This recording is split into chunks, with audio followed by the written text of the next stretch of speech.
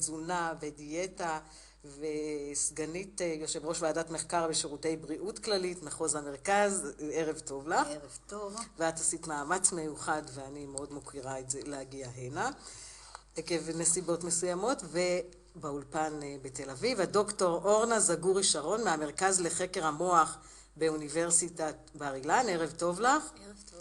ולידך פרופסור שלמה יהודה, ראש מכללת שערי משפט.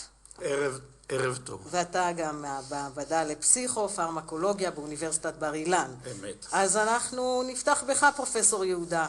אולי אתה, לא, זה לא אולי, זה בטוח, באת לדבר על הקשר בין האינטליגנציה שלנו, המצב רוח שלנו ומה שאנחנו צורכים, נכון?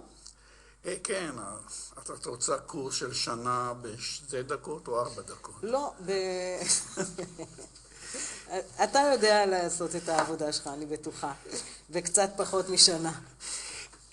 אוקיי, אנחנו עוסקים, העבודה שלנו עוסקת בקשר שבין תזונה והתנהגות, יותר נכון בין מוח והתנהגות ותזונה, כאשר ההנחה הבסיסית היא שהיא מובנת מאליה, אבל צריך להזכיר אותה כל הזמן, שהמוח מפקח על ההתנהגות. למה תזונה? אני חושב שכל אחד מאיתנו מומחה גדול מאוד לתזונה, אבל יש הרבה מאוד אמונות תפלות ושרלטנות ומה שאת רוצה בתחום הזה. ומה שאנחנו עושים, הוא מנסים לעשות איזשהו מחקר מדעי מבוסס על הנושא הזה. את שאלת את זה בערך 4-5 שאלות, ואני אנסה לענות עליהן ככה מאוד מאוד בקצרה. אם יש לתזונה או למרכיבי תזונה יכולת להשפיע על המוח, זה רק אותם מרכיבי תזונה שהגוף איננו יכול לייצר.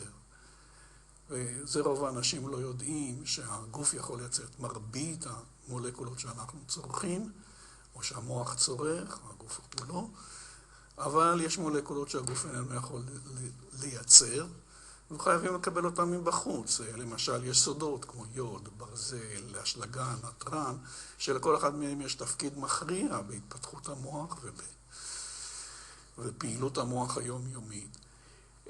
יש לנו חומצות שומן מסוימות שהגוף איננו יכול לייצר אותן, יש לנו חומצות אמינו שהגוף איננו יכול לייצר אותן.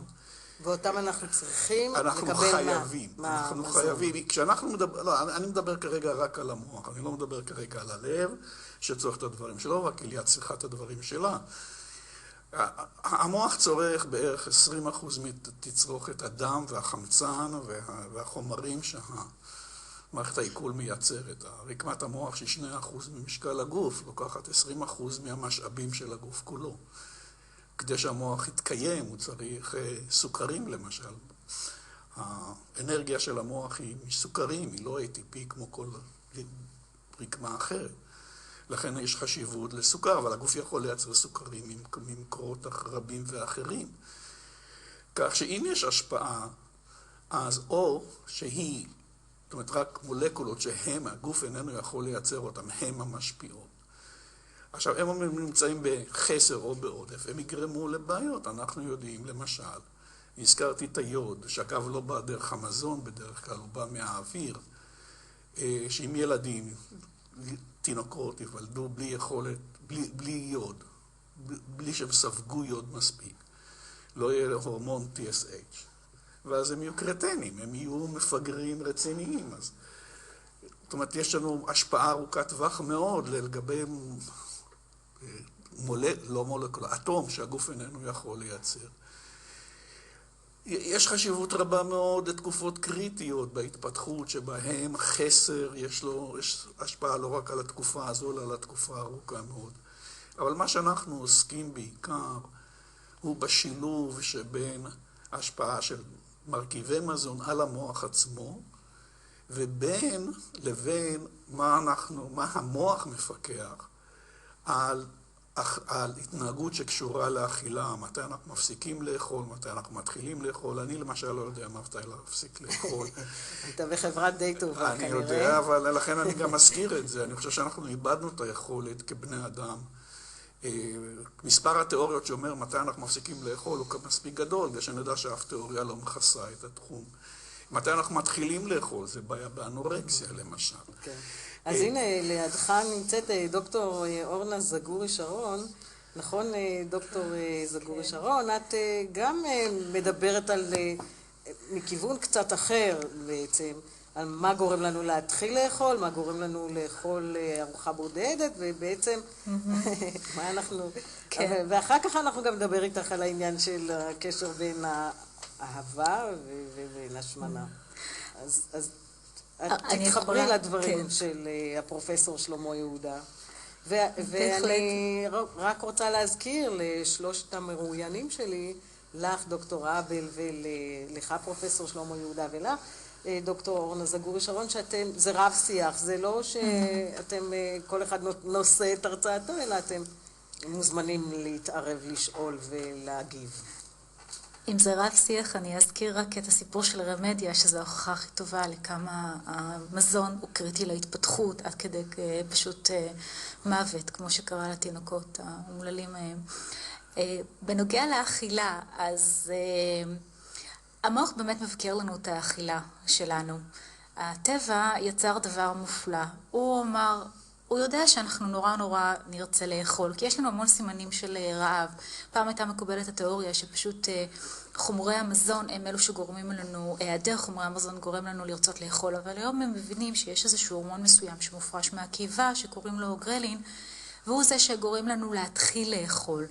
אבל מהרגע שהתחלנו לאכול, הגוף מתחיל להיות מופצץ לאט לאט בשרשרת שלמה של הורמונים שמנסים לעצור אותנו מלאכול.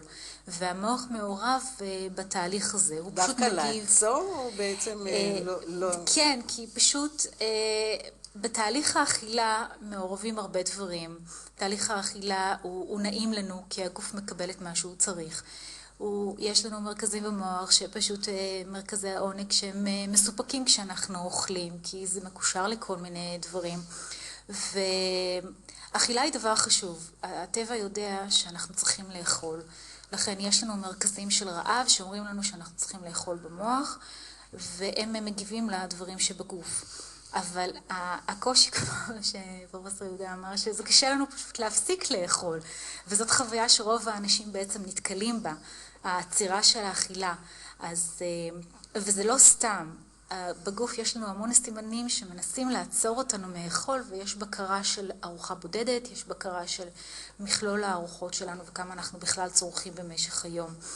והארוחה בודדת מבוקרת על ידי הורמון מסוים שנקרא חלוציסטקינין שמופרש בקיבה, מהתרסרדיון, והוא מופרש בתגובה לחומרי מזון שהם יחסית שמנים יותר וחלבוניים. בגלל זה הדיאטות היום שעושים ואומרים לא לאכול אוכל שמן מדי, זה לא כל כך נבון. יש את האסכולה של הדיאטה הצרפתית שאומרת לאכול קצת אבל אוכל שמן וטעים. יש לזה הרבה אמיתות כשאת מסתכלת בעצם על המערכות של הגוף, כי בעצם עם מזון שיש בו תכולה של שומן וחלבון, את תשביעי יותר מאשר אם תאכלי יוגורט דיאט, 0% שומן בכמויות גדולות. הסובה פשוט לא יגיע כל כך מהר.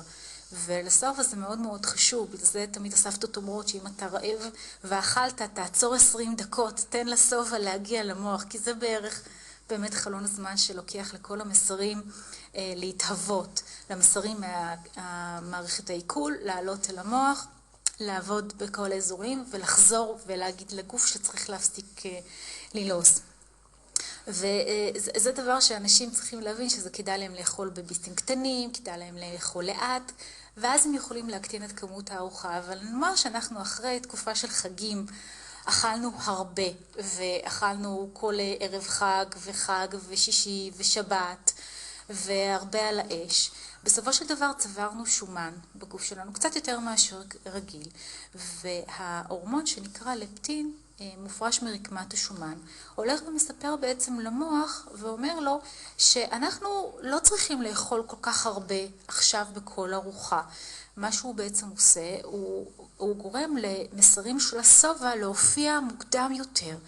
ומה שקורה זה שאם אנחנו נסתכל על עצמנו, נראה שלאורך תקופה של שנה, יחסית אנחנו שומרים על המשקל גוף, למרות שיש לנו תקופות של חגים ותקופות של אחרי החגים. בסופו של דבר אנחנו אוכלים במשך שנה כמות מאוזנת, כי אנחנו שומרים במשך חיינו על משקל גוף אחיד. אז מה את אומרת?